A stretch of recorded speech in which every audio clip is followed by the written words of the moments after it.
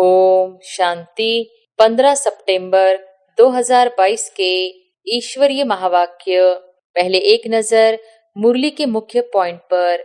बाबा ने कहा, जो टॉवर में रहने वाला बाप है वह शिक्षा देते हैं कि मुझे याद करो तो शांति के टॉवर में आ जाएंगे। उसको घर भी कहा जाता है, शांति धाम भी कहा जाता है। अपने शांति धाम सुखधाम की याद में रहो। नहीं रह सकते हो तो गोया जंगल के कांटे हो, इसलिए दुख भासता है। गुरु अर्थात जो वापिस निर्वाण धाम वानप्रस्थ में ले जाए। वानप्रस्थ का अर्थ न गुरु लोग जानते न फॉलोअर्स ही जानते। तो बच्चों को कितना समझाया जाता है। सिवाय देवी देवताओं के कोई भी स्थायी पवित्र होते नहीं। 21 जन्म पवित्र सिर्फ एक ही धर्म रहता है। और फिर बाबा ने कहा, अच्छा और कुछ भी न समझ सको तो आस्तिक बनकर बाप को तो बुद्धि में याद रखो।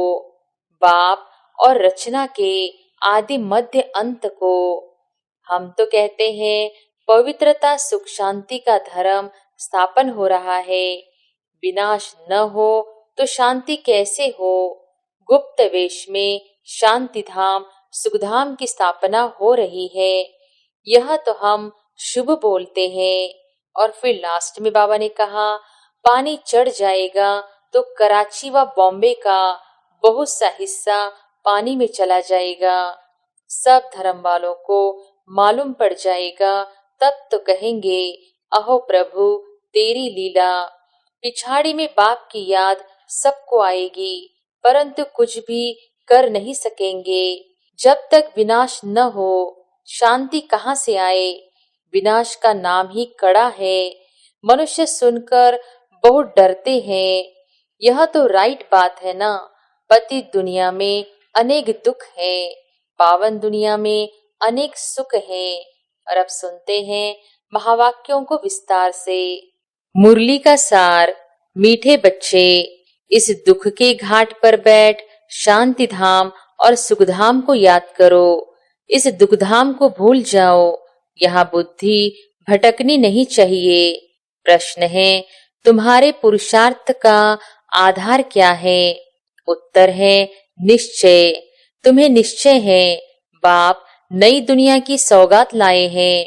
इस पुरानी दुनिया का विनाश होना ही है। इस निश्चय से तुम पुरुषार्थ करते हो। अगर निश्चय नहीं है तो सुधरेंगे नहीं। आगे चल अखबारों द्वारा तुम्हारा मैसेज सबको मिलेगा, आवाज निकलेगा। तुम्हारा निश्चय भी पक्का होता जाएगा। Om Shanti. Tower of silence और टॉवर ऑफ सुख।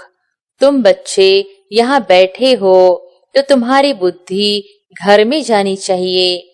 वह है शांति का टॉवर। ऊंचते ऊंच को टॉवर कहा जाता है। तुम शांति के टॉवर हो। घर में जाने के लिए तुम पुरुषार्थ कर रहे हो। कैसे जाते हो। जो टॉवर में रहने वाला बाप है वह शिक्षा देते हैं कि मुझे याद करो तो शांति के टॉवर में आ जाएंगे। उसको घर भी कहा जाता है, शांति धाम भी कहा जाता है। यह बातें समझाई जाती है।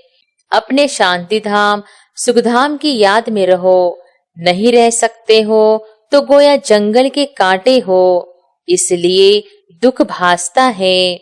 अपने को शांति धाम के निवासी समझो। अपने घर को याद करना है ना, भूलना नहीं है। घर है ही बाप का। यह है ही दुख का घाट। यहाँ बैठे भी जिनको बाहर की बातें याद आती है तो ऐसे नहीं कहेंगे कि इनको अपना घर याद है। इसलिए बाप रोज शिक्षा देते रहते हैं, घड़ी घड़ी शांति धाम सुखधाम को याद करो। गीता में भी बाप के महावाक्य है कि मुझे याद करो। भगवान क्या बनाएंगे, स्वर्ग का मालिक बनाएंगे और क्या। जब स्वर्ग का मालिक बनने बैठे हो तो घर के लिए, स्वर्ग के लिए जो बाप श्रीमत देते हैं उस पर पूरा पूरा चलना है। दुनिया में कितने ढेर के ढेर गुरु हैं।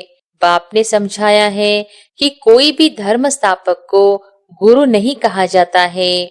वह तो सिर्फ धर्म स्थापन के लिए आते हैं, वापस ले जाने थोड़े ही आते हैं। गुरु अर्थात जो वापस निर्वाण धाम वानप्रस्थ में ले जाए, परंतु एक भी गुरु वापस ले जाने वाला है नहीं, एक भी निर्वाण धाम में जाते नहीं। वाणी से परे अर्थात घर। वानप्रस्थ का अर्थ न गुरु लोग जानते न फॉलोअर्स ही जानते।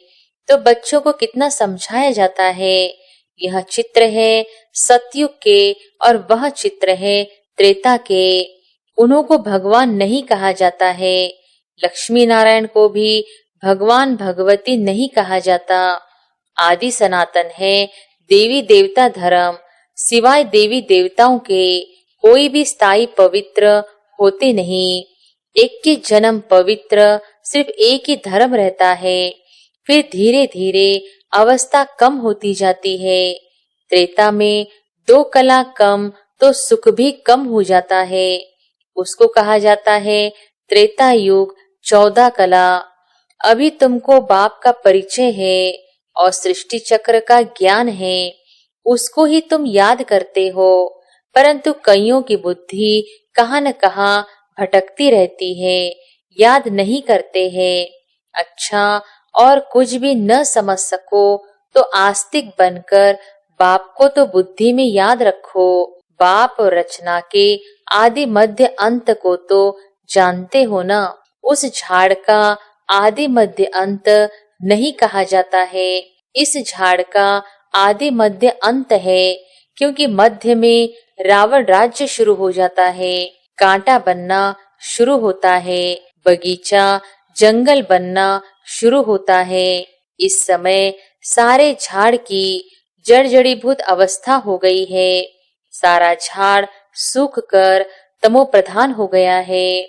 सारा सूखा हुआ झाड़ है, फिर कलम लगाना पड़े।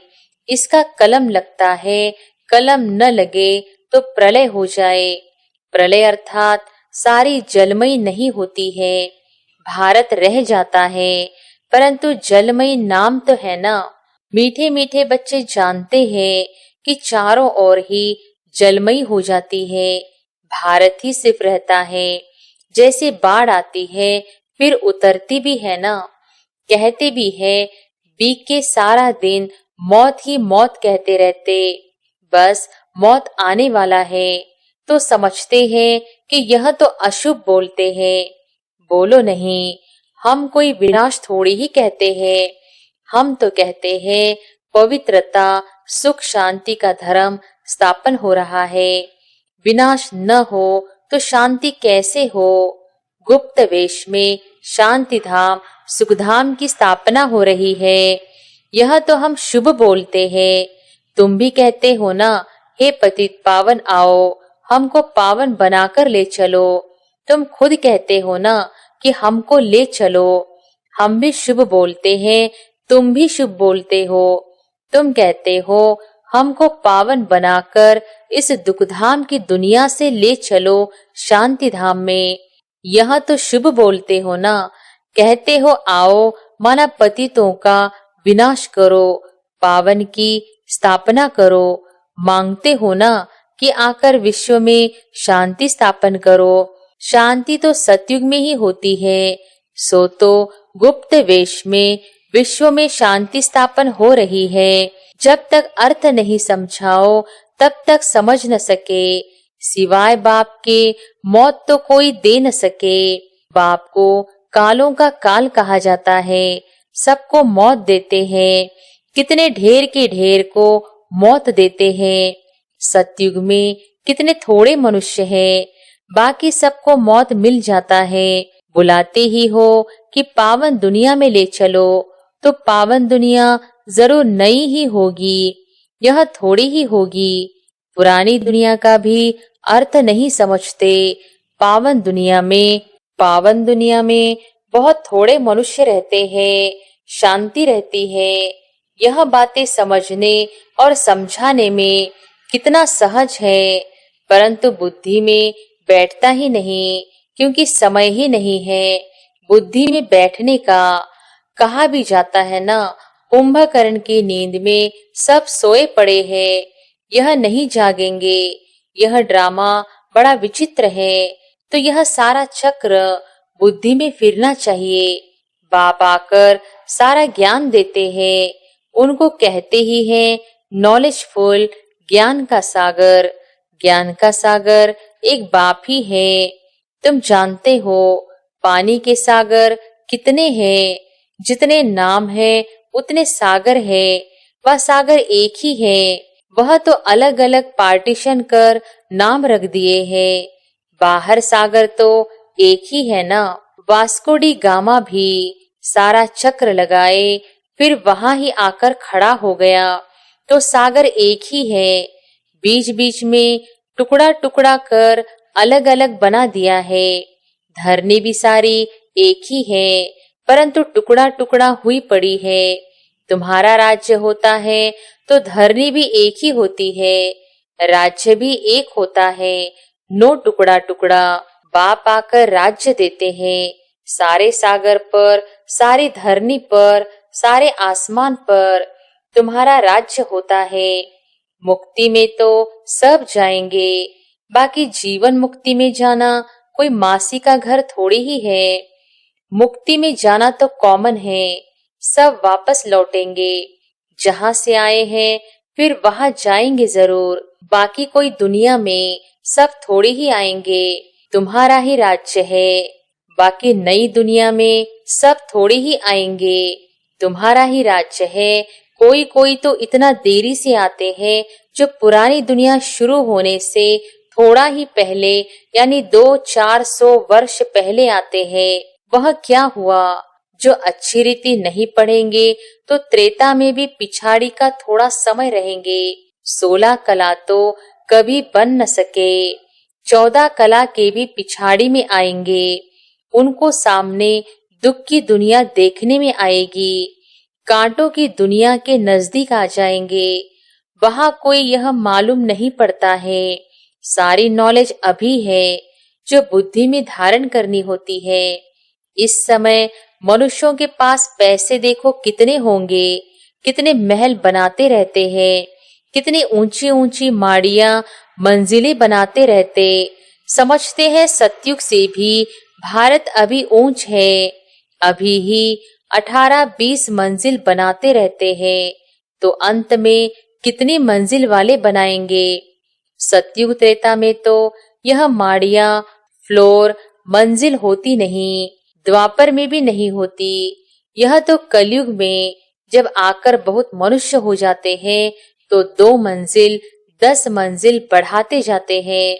क्योंकि मनुष्य बढ़ते जाते हैं तो वह जाए कहाँ। धंधा दौरी बहुत है तो बड़े बड़े मकान भी बनाते रहते हैं शोभा के लिए। जंगल से मंगल होता जाता है। कितने अच्छे अच्छे मकान बनते रहते, जमीन लेते रहते हैं ना। बॉम्बे पहले क्या थी? 80-90 वर्ष में देखो क्या हो गई है। पहले तो कितने थोड़े मनुष्य थे, अभी तो देखो कितने मनुष्य हो गए हैं। समुद्र को सुखाया है, अभी भी देखो समुद्र को कितना सुखाया है। पानी जैसे कमती होता जाता है। मनुष्य वृद्धि का पाते जाते हैं। मनुष्य वृद्धि को पाते जाते हैं तो पानी कहाँ से आएगा? पानी कम होता जाता, समुद्र हटता जाता, धरती छोड़ता है तो मकान बना देते हैं। फिर पानी चढ़ जाएगा तो कराची व बॉम्बे का बहुत सा हिस्सा पानी में चला जाएगा। तुम जानते हो, और सब खंड खत्म हो जाएंगे। आफतें आने वाली है। इसलिए बाप कहते हैं जल्दी जल्दी तैयार होते रहो। जैसे शमशान में जब आग जलकर खत्म होती है तब लौटते हैं। बाप भी विनाश के लिए आए हैं तो आधे पर थोड़ी ही जाएंगे। आग लगकर जब पूरी होगी तब चले जाएंगे। फिर बैठकर क्या करेंगे? आग बुझेगी नहीं, सब चले जाएंगे। सबको साथ ले जाएंगे। होना तो जरूर है, समझते तो सब है, लेकिन समय का गपोड़ा बहुत बड़ा लगा दिया है। बच्चों को समझाना भी गीता पर है। गीता एपिसोड है ना, जिसमें देवी देवता धर्म की स्थापना हो रही है। वहाँ एक ही धर्म होगा, बाकी सब धर्म विनाश हो जाते हैं। सिर्फ यह गीता ही है जो भगवान ने गाई है। मनुष्यों ने भक्ति मार्ग के लिए बैठ शास्त्र बनाए हैं। ऐसी ऐसी पॉइंट्स धारण कर फिर सुनानी चाहिए। कहते हैं बाबा भूल जाते हैं, धारणा नहीं होती है। बाबा कहते फिर क्या करे, राजधानी स्थापन होती है। इसमें नंबरवार तो सब चाहिए। सबके ऊपर कृपा करने की ताकत हो तो बाप स्वर्ग का मालिक सबको बना दे, लेकिन नहीं, यह तो बनने ही है नंबरवार।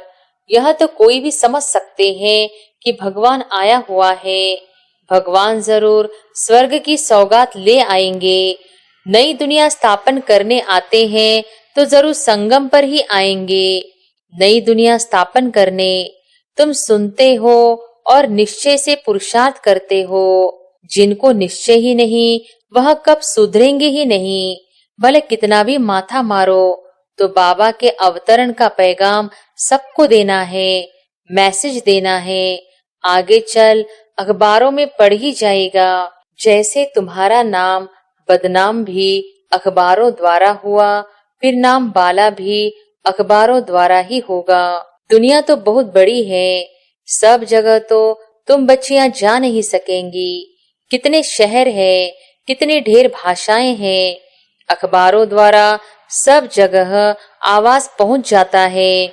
कोई भी आएगा, कहेगा हाँ अखबारों द्वारा आवाज सुना है, तो तुम्हारा नाम अखबारों द्वारा ही होगा। ऐसा नहीं समझो कि सब तरफ तुमको जाना पड़ेगा, फिर तो पता नहीं कितना समय लग जाए। अखबारों द्वारा ही एक्यूरेट सुनेंगे। तुम कहते भी हो कि बाप को याद करो तो पाप कट जाएंगे। अखबारों में तो पढ़ना ही है। अब तुम्हारा नाम बाला होगा तो फिर बढ़ता जाएगा। जैसे कल पहले पता पड़ा होगा, वैसे ही समय पर पड़ेगा। सबको मैसेज मिलेगा। युक्तियां चल रही है, बहुत अखबार वाले डालेंगे। किसको बुद्धि में बैठा और डाल देंगे। सब धर्म वालों को मालूम पड़ जाएगा। तब तो कहेंगे अहो प्रभु तेरी लीला। पिछाड़ी में बाप की याद सबको आएंगी, परंतु कुछ भी कर नहीं सकेंगे। यह खेल है ना, खेल को जान जाएंगे। 84 चक्र का खेल सब अखबारों में पड़ जाएगा। जहाँ भी जाओ अखबार जरूर निकलते हैं। अखबार द्वारा सबको आवाज तो पहुँचता है ना। तुम्हारी बातें तो सबसे ऊंच है ना। विनाश का समय भी तो जरूर आना ही है, ड्रामा प्लान अनुसार। जैसे कल पहले मालूम पड़ा होगा, अभी भी पड़ेगा। धीरे धीरे स्थापना होती है ना। संगम युग याद पड़े तो स्वर्ग भी याद पड़े। स्वर्ग को याद करो और मन मना भव। बाप को भी याद करो तो बेड़ा पार हो। जब तक विनाश न हो, शांति कहाँ से आए। विनाश का भी नाम ही कड़ा है। मनुष्य सुनकर बहुत डरते हैं। यह तो राइट बात है ना। पतित दुनिया में अनेक दुख है, पावन दुनिया में अनेक सुख है। बाप देखो सौगात कैसी लाते हैं। अच्छा, मीठे मीठे सिकिलधे बच्चों प्रति माता पिता बाप दादा का याद प्यार और गुड मॉर्निंग। रूहानी बाप की रूहानी बच्चों को नमस्ते। धारणा के लिए मुख्य सार। पहली पॉइंट, पढ़ाई को अच्छी तरह पढ़कर ऊंच पद पाना है। आफतें आने के पहले नई दुनिया के लिए तैयार होना है। दूसरी पॉइंट, अपने को सुधारने के लिए निश्चय बुद्धि बनना है। वाणी से परे वानप्रस्थ में जाना है। इसलिए इस दुख धाम को भूल शांति धाम और सुख धाम को याद करना है। वरदान है, किसी भी परिस्थिति में फुल स्टॉप लगाकर दुआओं का अधिकार प्राप्त करने वाले महान आत्मा भव। किसी भी परिस्थिति में फुल स्टॉप लगाकर दुआओं का अधिकार प्राप्त करने वाले महान आत्मा भव। महान आत्मा वो है जिसमें स्वयं को बदलने की शक्ति है और जो किसी भी परिस्थिति में फुल स्टॉप लगाने में स्वयं को पहले ऑफर करते हैं, मुझे करना है, मुझे बदलना है। ऐसी ऑफर करने वालों को 3 प्रकार की दुआएं मिलती हैं। पहली, स्वयं को स्वयं की दुआएं अर्थात खुशी मिलती है। दूसरी, बाप द्वारा और तीसरी, ब्राह्मण परिवार द्वारा। इसलिए अलबेलापन नहीं लाओ कि ये तो होता ही है, चलता ही है। फुल स्टॉप लगाकर अलबेलेपन को परिवर्तन कर अलर्ट बन जाओ। स्लोगन है, संकल्पों की एकाग्रता द्वारा ही श्रेष्ठ परिवर्तन में फास्ट गति आ सकती है। अच्छा, ओम शांति।